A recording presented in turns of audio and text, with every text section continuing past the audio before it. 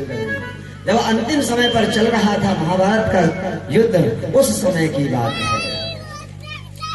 समस्त जो भी योद्धा थे, भीष्म पितामह का भी शेष शैया पर विराजमान थे और समस्त कौरव पांडव की जितनी भी सेनाएं थी वह नष्ट ही हो चुकी थी।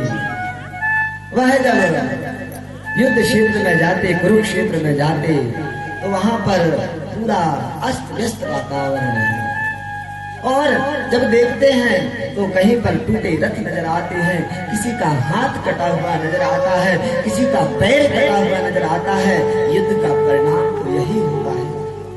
वहीं पर एक कोने पर दुर्योधन पड़ा हुआ है। दुर्योधन भी अंतिम श्वासों को गिन रहा है, अंतिम श्वास ले रहा है। उसी समय द्रोणपुत्र वहां पर आए, अश्वत्थामा। अश्वत्थामा आकर के कहते हैं, अरे मित्र, तुम इस प्रकार से दुखी क्यों होते हो? तुमसे मैं शुरू से कहते आया हूं, एक बार मुझे सेनापति बना दिया होता तो आज ये दिन तुमको देखना नहीं पड़ता। जब इस प्रकार से कहा तो अब तो दुर्योधन का जो घमंड था वह भी चूर हो चुका था।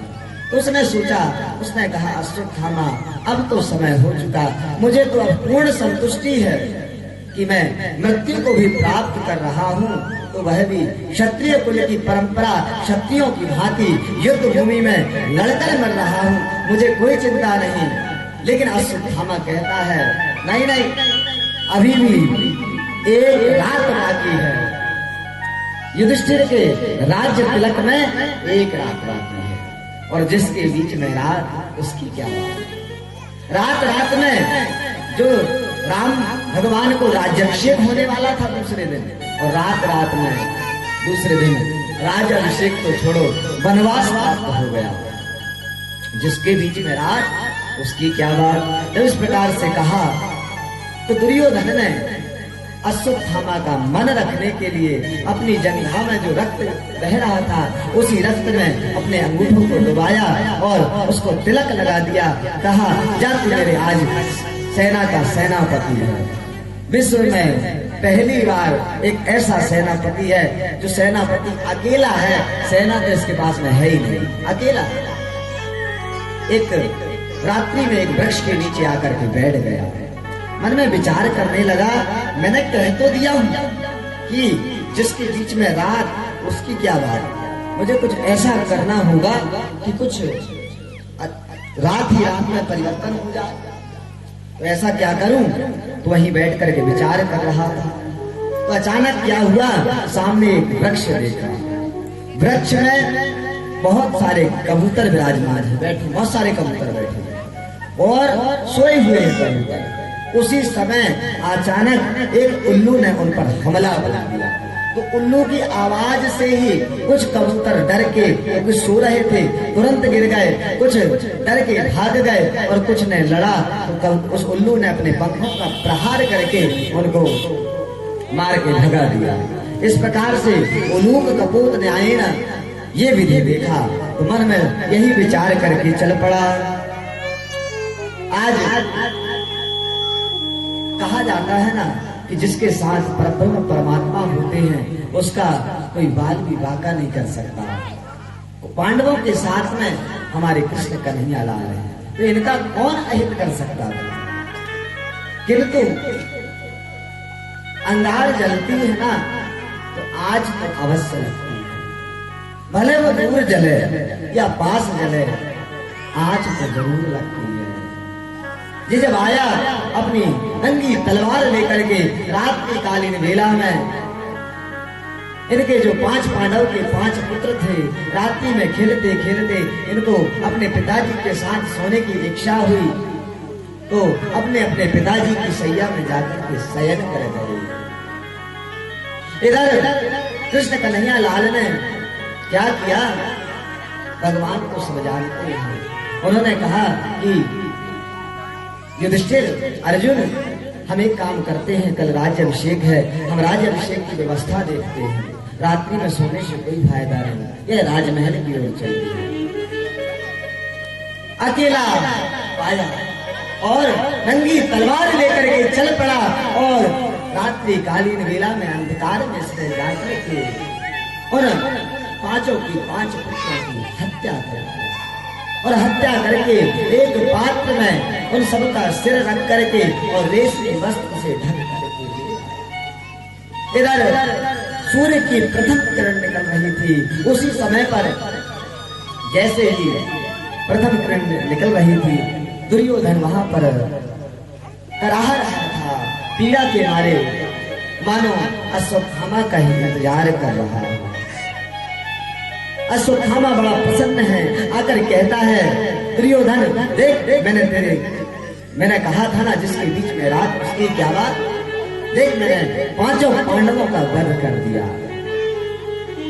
दुर्योधन को विश्वास नहीं हुआ, कहता है मेरी इतनी बड़ी सेना 23 अक्षौणी सेना ने और इतने बड़े बड़े बलवान पुरुषों ने उन पांडवों का कुछ नहीं बिगाड़ सका, तो अश्वत्थामा क्या बिगाड़ लेगा उसका।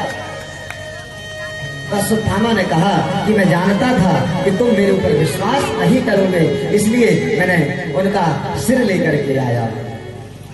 जैसे ही रेशमी वस्त्र को हटाया तो दुर्योधन चीख करके रोने लगा, अरे अश्वत्थामा तूने ये क्या कर दिया, आज तक हमारे कुल को पानी देने वाला कोई तो जीवित था, कोई तो हमारे पौत्र थे, आज तूने इनको मार करके हमारे कुल में पानी देने वाला भी नहीं छोड़ा।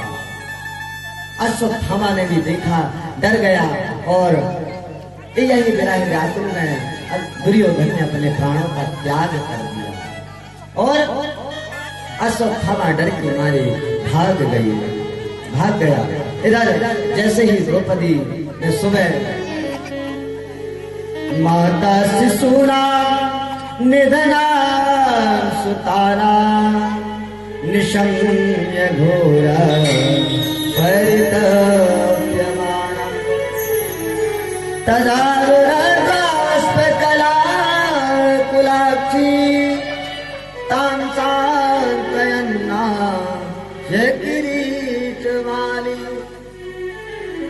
माता सुना। जैसे ही द्रौपदी ने अपने मत पुत्रों को देखा, हे पार्थ, हे कृष्ण कन्हैया, ये क्या हो गया, विलाप भरी आवाज सुना। विलाप भरी आवाज जब सुना तो आकर के कृष्ण कन्हैया लाल और अर्जुन दौड़ते दौड़ते चले आए। अश्वत्थामा के समक्ष आकर, द्रौपदी के समक्ष आकर जैसे ही मृत पुत्रों को देखा तो उसी समय अर्जुन ने कर्ण ले लिया कि जिसने भी मेरे पुत्रों की हत्या किया है ना, उसको आज मैं सूर्यास्त होने से उसके प्राण हर लूंगा, उसे प्राण दंड अवश्य दूंगा। भगवान ने कहा कि पहले स्थिति परिस्थिति जाने बिना कभी भी क्रोध में आवेश में आकर के तुम्हें इस प्रकार की प्रतिज्ञा नहीं देना चाहिए। अब तो कन्हैया मैं प्रतिज्ञा ले चुका हूँ, अब तो मैं अश्वत्थामा को मार के ही मारूंगा। उसी समय भगवान के साथ रथ पर आरूढ़ होकर के अश्वत्थामा को मारने के लिए चल पड़े। अश्वत्थामा मिला, अश्वत्थामा के साथ युद्ध होने लगा। अश्वत्थामा पराजित होते होते उसने क्या किया, ब्रह्मास्त्र का संधान किया।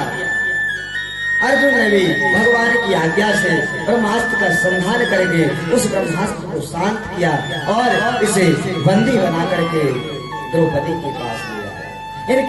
इसके जो अश्वत्थामा है उसके पैरों में, उसके हाथों में बड़ी बड़ी बेड़ियों से इनको जकड़ करके माता द्रौपदी के पास ले लिया। द्रौपदी ने जैसे ही अपने गुरु पुत्र को देखा तो कृष्ण कृष्ण महाबाहो भक्ता नाम भयंकरा तुम्हें को दह्यमाना अवर्गो संस्कृतिर्भया मुच्यता मेषा पापा प्रकृति दारुणा जीवान जगत सावासो मुच्यता मेषा ब्राह्मणो नितरांगुरु। अरे कृष्ण कन्हैया लाल, अरे पार्थ, अरे अर्जुन, इसे छोड़ दो, इसे छोड़ दो, इसे छोड़ दो, ऐसा कहकर उसकी जो जकड़ी हुई बेड़ियां थी उनको खोलने के लिए द्रौपदी दौड़ पड़ी। इधर जो दुर्योधन ये अर्जुन है वह मारने के लिए तत्पर है। भीम भी कह रहे हैं आज इस अश्वत्थामा को मैं अपनी गदा से ना कुचला तो मेरी बात है आज इसे नहीं छोड़ना चाहिए। लेकिन द्रौपदी वो धन्य है, वह माता धन्य है जिसके पुत्र को 5 पुत्रों को अश्वत्थामा ने मार डाला एक ही बार में। लेकिन क्या कह रही है, कहती है कि इसे छोड़ दो, इसे छोड़ दो। क्यों कहती है? धन्य है वो माता जो अपने पुत्र की हत्यारे को भी कहती है इसे छोड़ दो। कारण कि बोले जितना दुख मुझे आज हुआ है ना, मैं उतना दुख अपनी गुरु माता को नहीं देना चाहती, मैं दूसरी माता को नहीं देना चाहती। इसलिए तो वह होना चाहिए कि जो इस प्रकार की धन्य है भारत की माता जो, इसीलिए तो हमारे वेद शास्त्रों ने कहा यत्र नार्यः पूज्यन्ते रमन्ते तत्र देवता। जहाँ पर नारियों का सम्मान होता है, जहाँ पर नारियों का की अवहेलना नहीं होती, वहां पर स्वयं साक्षात देवी देवता निरंतर निवास करते हैं। इसलिए जब इस प्रकार से जब द्रौपदी ने कहा तो युधिष्ठिर भी कहने लगे इसे छोड़ दो, इसे छोड़ दो, आखिर ये हमारा गुरु पुत्र है, इसे छोड़ देना चाहिए। लेकिन जो भीम है और अर्जुन है ये तो बिल्कुल मतलब डटे ही है मारने के लिए। तो बोले भगवान से समाधान पूछा तो भगवान क्या कहते हैं, ब्रह्म बंधुर हंतव्य आता ताई वधारणः ओमैवो भयमाम्नात परिपाह्यनुशासनम्। कन्हैया कहते हैं कि आता ताई को छोड़ना नहीं चाहिए और ब्राह्मण को मारना नहीं चाहिए। अर्जुन कहता है कन्हैया जी आप कैसी बात कर रहे हो, अभी भी आपको मजाक सूझ रही है, अभी भी आपको परिहास करने का सूझ रहा है। मुझे इतनी जोर से क्रोध आ रहा है इस अश्वत्थामा के ऊपर और आपसे मैं जब कुछ समाधान पूछ रहा हूँ इस समय पे आप कहते हो ब्राह्मण को मारना नहीं चाहिए और आता ताई को छोड़ना नहीं चाहिए, और ये आता ताई है और ब्राह्मण है, मैं क्या करूं? तो भगवान कहते हैं मानो भगवान यहाँ पर अर्जुन की परीक्षा ले रहे हैं, क्योंकि पूर्व में अर्जुन को गीता का उपदेश दिया है भगवान ने। तो इसी संकेत के माध्यम से भगवान ये जानना चाहते हैं कि अर्जुन ने गीता का उपदेश को ग्रहण करके उसमें अपना जीवन को लगाया है या नहीं। जब अर्जुन समझ गया और उसने कहा कि बप्पनां द्रविणादारं स्थानां निर्यापणं तथा एवं ही ब्रह्मबन्धूनां वधो नान्योऽस्ति देहिका। वध करना शरीर से ही मारना वध करना नहीं होता है, केवल प्राणों का हरण करना ही वध करना नहीं होता है। यदि कोई प्रतिष्ठित व्यक्ति है, कोई बहुत बड़ा धनवान व्यक्ति है, कोई बहुत बड़ा ऐश्वर्यवान व्यक्ति है, कोई बहुत बड़ा अधिकारी है, कोई ब्राह्मण है, उनको मारना ही उनका प्राण हर लेना नहीं है। बोले इन लोगों के साथ में क्या करना चाहिए? यदि ये आता ताई हो तो बोले एषि ही ब्रह्मबन्धूनां वधो नान्योऽस्ति देहिका। इनको कुछ मत करो, इनके चेहरे पर आधे चेहरे पर काली पोत करके गधे में बिठाल करके इनको राज्य से धक्का मार के निकाल दिया करो। जितने बार इस अपमान को यह अपने जीवन में याद करेंगे ना उतनी मौत मरेंगे, उतनी बार मरते रहेंगे, उतनी बार मरते रहेंगे। ठीक इसी प्रकार उसी समय अर्जुन ने अपनी तलवार की नोक से इसकी मणि इसके मस्तक पर जो मणि थी वह निकाल लिया और इसे इसके मुंह पर काली पोत करके गधे में बिठाल करके इसे राज्य से धक्का मार के बाहर निकाल दिया। अब तो अश्वत्थामा अपने विरह से यहाँ से अपमानित होकर के चला। इधर जब भगवान ने देखा कि युधिष्ठिर का राज्याभिषेक हो गया है, द्रौपदी महारानी बन चुकी है और बुआ कुंती राजमाता बन गई है। कुछ समय बाद भगवान ने द्वारिका जाने की तैयारी की। बड़ी अद्भुत झांकी है भगवान की। एक ओर मथुरा हस्तिनापुर का मुख्य राजमार्ग है। दोनों तरफ, एक तरफ स्त्री, एक तरफ पुरुष भगवान को विदा करने के लिए खड़े हैं। कुछ माताओं को, कुछ बहनों को, कुछ भाइयों को राजमार्ग में जगह नहीं मिलती है तो अपने अपने झरोखों में जाकर के खड़े हैं।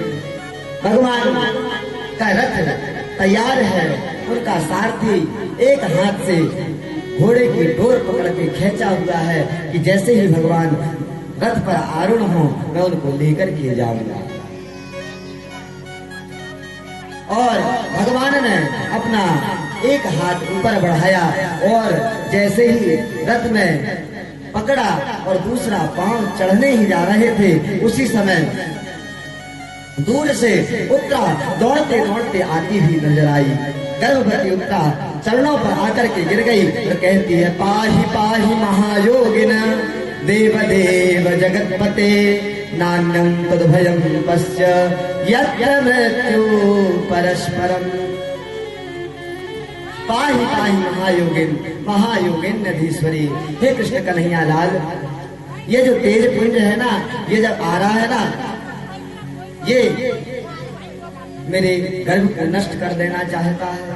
जब इस प्रकार से देखा तो भगवान कृष्ण तुरंत अंगुष्ठ समान गदा धारण किए और गर्भ में प्रवेश कर गए। धन्य है वह माता उत्तरा जिसके गर्भ में अभी तक हमने सुने थे कि इनके गर्भ में भक्त आए, इनके गर्भ में भगवान आए। धन्य है वह उत्तरा, आज इसके गर्भ में भक्त और भगवान दोनों हैं। बोले वत्सल भगवान की जय। भगवान ने जाकर के उस तेज पुंज को नष्ट किया और क्षण ही मात्र में बाहर आ गए। और कुछ ही समय बाद भगवान ने जब पुनः जाने की तैयारी किया तो यहाँ पर कुंती माता भगवान से बड़ी सुंदर जाते समय स्तुति करती हुई कहती है, कृष्णाय वासुदेवाय देवकी नंदनाय च नंद गोप कुमाराय गोविंदाय नमो नमः।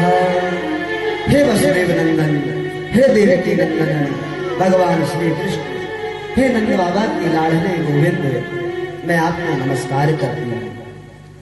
आगे कहती हैं, नमः पंकज नाभाय नमः पंकज मालिने और नमः पंकज नेत्राय नमस्ते पंकजांग्रे।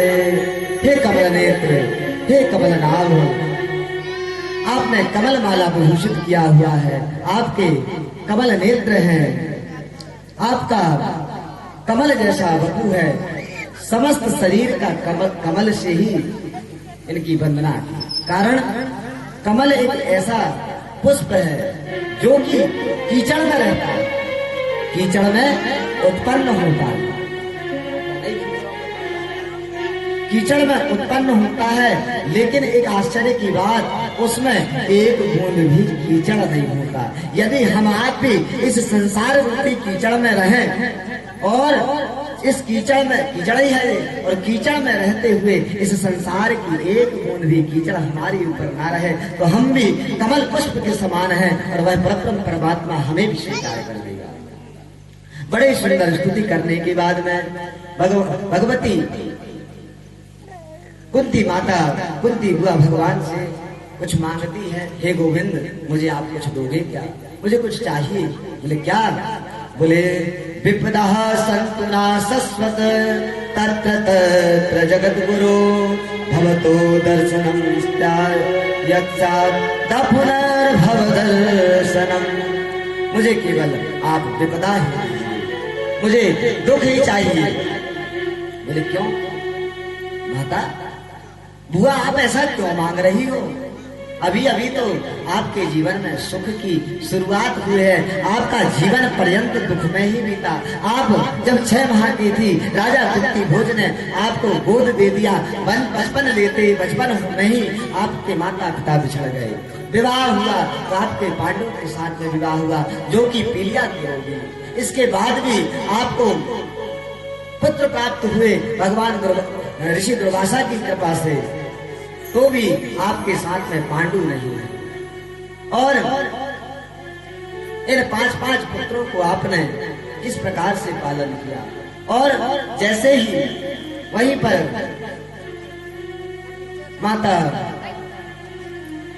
कुंती कहती हैं कि जब मेरा छोटा सा भीम था उस समय आपको पता है विषाण महाग्नि पुरुषाद दर्शना, इनके जो छोटे से भीम थे उस समय इनको विष भरे लड्डू खिला दिया गया। इसके बाद द्रौपदी की लज्जा का हरण किया गया।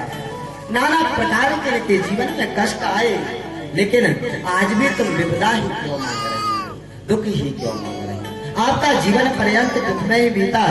तो बोले उसी समय कहती है विपदो नहीं में विपदा और संपदो नहीं व संपदा और विपदा विस्मरणो विष्णु सना संपत नारायण स्मृति।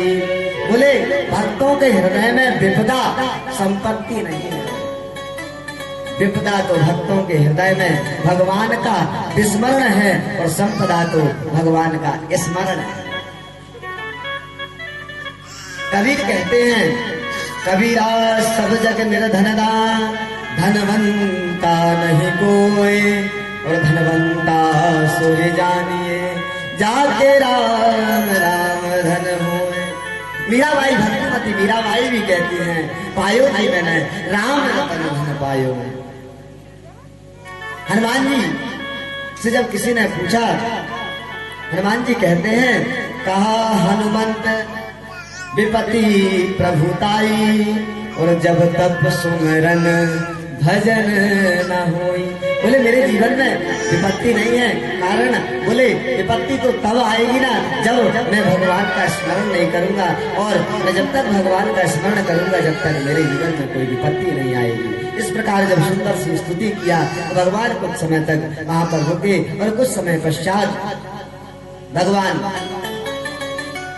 अर्जुन के साथ वहां से चल पड़े और जाकर के भगवान ने अपने द्वारिका में जाकर के समस्त द्वारिका जाना चाहते हैं। जब कुंती ने रोक लिया तो फिर कुछ समय के लिए रुक गए। जब रुके तो उन्होंने देखा कि जो युधिष्ठिर है उनका राज्य अभिषेक तो हो गया है, राज्य अभिषेक तो हो गया है, लेकिन वह बहुत चिंतित रहते हैं, दुखी रहते हैं। मानो उनको आत्मग्लानि होती है कि मैंने अपने परिजनों को मार के, मैंने अपने इष्ट भाई और पितामह को मार के मैं इस राज्य में बैठा हूँ। मानो इनको लगता है कि मैंने कितना बड़ा अपराध करके इस राज्य में बैठ गया, राज्य में बैठने का क्या। जब इस प्रकार की ग्लानि होती है, लेकिन कृष्ण कन्हैया लाल इनको खूब समझाते हैं, लेकिन जब समझाने पर नहीं मानते। यहाँ पर एक शंका उत्पन्न होती है कि कन्हैया इनको खूब समझा रहे हैं लेकिन समझ में क्यों नहीं आ रही है। एक बात बता दें, जिसके प्रति हमारा सम्मान होता है ना, जिसके प्रति हम उसकी रिस्पेक्ट करते हैं, यदि कोई वह बात एक ही बार समझा दे तो हमारे दिमाग में तुरंत फिट हो जाती है। और वही बात हमारे घर का बच्चा बोले, हमसे छोटा बोले हमसे आएगा तो कार के भगा देते। अब कन्हैया छोटे हैं हमसे, तो कन्हैया समझाते, कन्हैया कहाँ गए थे तुम, समय पर भोजन किया करो, यही उल्टा डांटते फटकारते रहते हैं। तो कहां से इनकी बात समझ में आएगी इनको। तो कन्हैया ने सोचा इनको तो कोई सफेद दाढ़ी वाले के पास ले जाना पड़ेगा, जब ही इनके समझ में आएगी वैसे तो आने में। तो क्या किया, जो कि भीष्म पितामह शीश सैया में विराजमान उनके पास ले गए और वहां जाकर के सबने घेर लिया और घेर करके भगवान ने कहा भीष्म पितामह प्रणाम। अरे कन्हैया आ गए, मैं तो तुम्हारा ही इंतजार कर रहा था, बोलो क्या कह रहे हो। ये जो युधिष्ठिर है ना, इसको आत्मग्लानि हो रही है कि मैंने इतने सारे परिजनों को मार करके और उनके राज्य पर बैठा हूं, इन्हें कुछ उपदेश दे दीजिए। तो युधिष्ठिर को उपदेश देते हुए भीष्म पितामह कहते हैं, कोई किसी का दुख और सुख को करदाता नहीं होता है, तुम सोच रहे हो कि तुमने इन समस्त लोगों को मारा है, तो ये तुम बहुत गलत सोच रहे हो, क्योंकि हर व्यक्ति अपने कर्म का भोग अवश्य करता है। अवश्य में भोक्तव्यम कृताकर्म शुभाशुभम। तो बोले इसमें तुम्हारी कोई गलती नहीं है, इन्होंने ऐसा ही कर्म किया है इसलिए ये भोग रहे हैं। जिस प्रकार से एक बार ऐसा हुआ, एक व्यक्ति था, उसने मछली निकाला, जाली से मछली निकाला, उससे बलवान पुरुष आया तो उससे क्या किया, उसने मछली छुड़ा दिया। अब छुड़ा करके मछली ले जाने लगा। तो उस जो जिसने मछली निकाला था, कमजोर पुरुष, कमजोर व्यक्ति, उसने बहुत दुखी हुआ। अब मछली लेकर तो वो जाने लगा, लेकिन फड़फड़ाई मछली, और मछली ने उसको काट दिया। काट के मछली उसी जल में प्रवाहित हो गई, बह गई, जल में जाकर के तैरने लगी। अब बहुत जोर के काट दिया तो वह जो बलवान पुरुष था घर गया और डॉक्टर के पास में जाकर के जो भी दवाइयां हैं वो लिया, लेकिन वो घाव सूख नहीं रहा, बढ़ता जा रहा है, बढ़ता ही जा रहा है, बढ़ता ही जा रहा है। इतना घाव बढ़ गया कि डॉक्टर ने कहा कि यदि तुमको स्वस्थ रहना है, यदि तुमको अपना हाथ बचाना है ना, तो इस अंगुली को काटना पड़ेगा। तो इस प्रकार से कहा। तो बोले मरता क्या ना करता, बोले मरने से अच्छा उंगली कटवा दो। उंगली काट दिया, उसके बाद में फिर से पट्टी पट्टी कर दिया, लेकिन फिर भी उसका जो रोग था वह शांत नहीं हुआ, धीरे धीरे बढ़ने लगा। इतना हाथ काट दिया गया फिर भी वो शांत नहीं होता है, इतना हाथ काट दिया गया।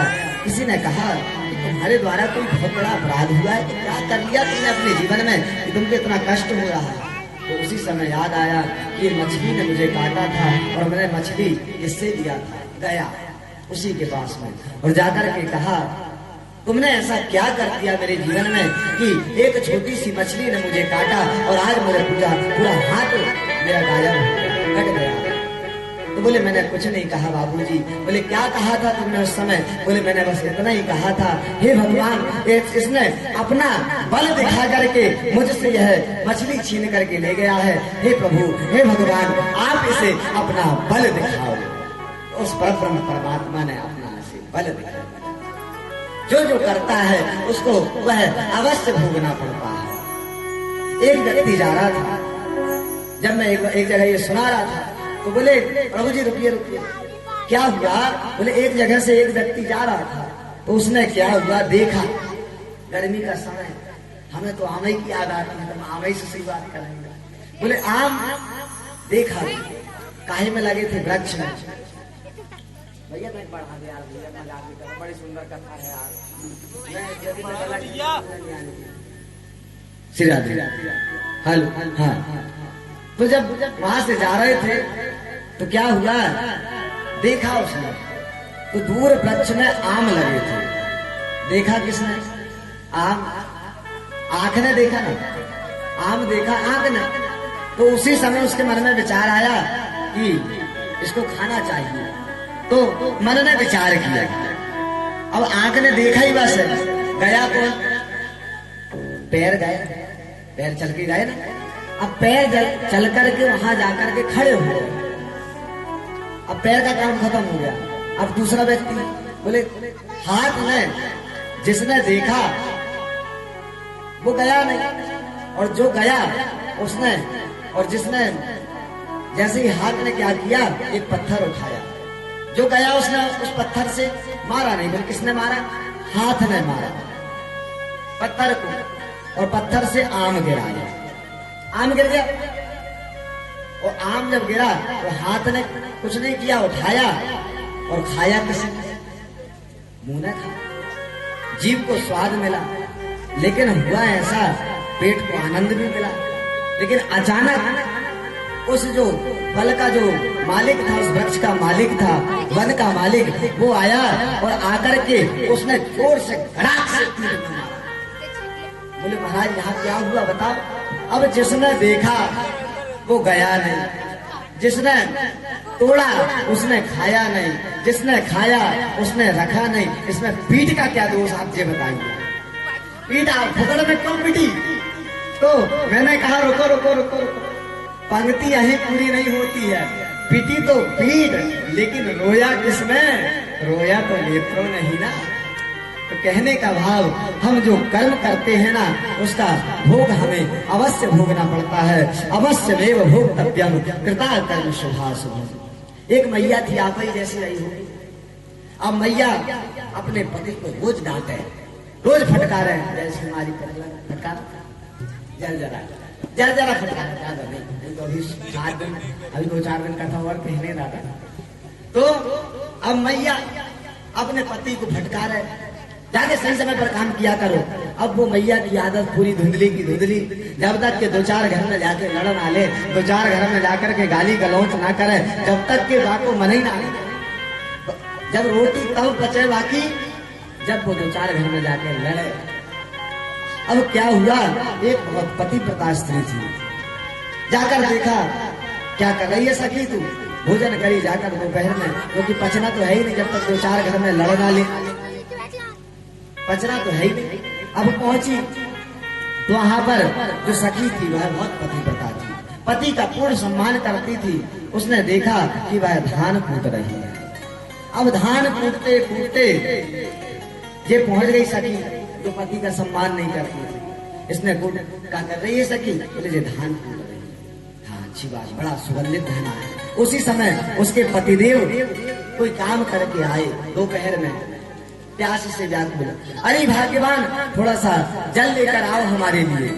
तो उसी समय उस पतिव्रता स्त्री ने क्या किया, एक मुसल ऊपर जाकर के टिक जा, ऐसा कहा और मुसल को ऊपर फेंक दिया। अब पतिव्रता का स्त्री का प्रभाव, वह जो मुसल था ऊपर जाकर के चिपक गया, ऊपर रुक गया। और जब तक के मैं अपने पति की सेवा कर रही हूँ ना, जब तक तू यहीं पर लटकते रहना। अब गई बेचारी, जाकर के पानी वानी पिलाई, पति का सम्मान किया।